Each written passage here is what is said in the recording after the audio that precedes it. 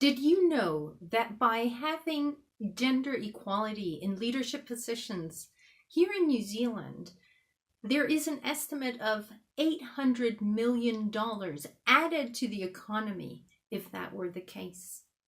This is according to a Westpac Diversity Dividend Report from 2017.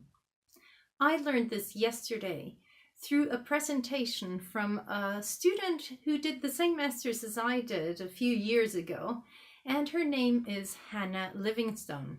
Really, really interesting report and study that she's doing, trying to find out what is happening in New Zealand that we do not have as many leaders in leadership positions, women in leadership positions. And through her report, which I will only state a few things that I learned, because of course we want to know the real data that will come behind once she publishes, hopefully by early 2019. One of the data that I found really interesting is that the main reason that was found so far, that she has found so far, is that there is lack of talent in women. Now, isn't that interesting? Having so many female students at universities, and I believe the number is roughly about 50%, if not more, completing university degrees, it would seem kind of strange that there would be lack of ability. Now, one of the things that we also reflected towards the end when we had a discussion during this IO psychology group meeting is that maybe it is not the lack of actual skills or knowledge to be able to perform, but maybe it is also the fact that that women do not know what to expect. Not every woman, of course, because we do have women in leadership positions, but those who don't, maybe they do not know exactly what to expect. Now, my observation there is there aren't enough leadership courses for non-leaders. In order to become a leader, you need to actually prepare for it beforehand. It may not be a natural thing to think, I will get that leadership position, I will be a team leader, when actually I don't really know what's really involved, because leadership skills are quite different from the technical skills, the customer services skills, or financial skills, or other skills that you bring along to a job. Being good at what you do as an employee does not necessarily mean that when you do get promoted, if you do get promoted, that you will know what to do. So leadership skills is quite different from managing your own work. That was one observation. Another thing that I found really interesting is with regards to the way that we seem to be going backwards in New Zealand. About 10 years ago, I believe that it was 2001, that I heard, if I took the notes correctly, because I did take notes as I always do, I believe it was in 2001, 21% of women were in leadership positions, whereas now it's 19%.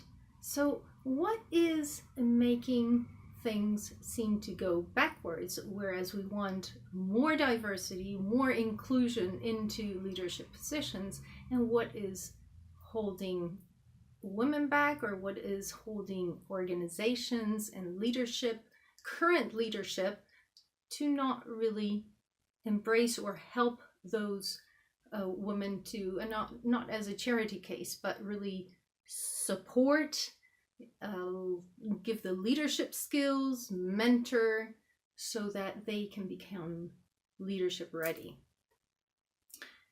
There was much more to the study, and I did take a few other notes. And hindering factors were organizational culture, work-life conflict, and self-doubt.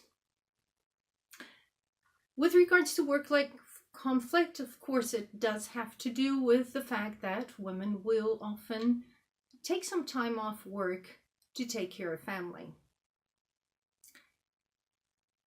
Now, that is something that you won't really want to support women who have already made up their minds of what they want to do and that they want to devote their time to family. That is absolutely fine. But what about that group of people who have self-doubt, who are not too sure whether they should be going for a leadership position or are just comfortable where they're at? How can those be supported?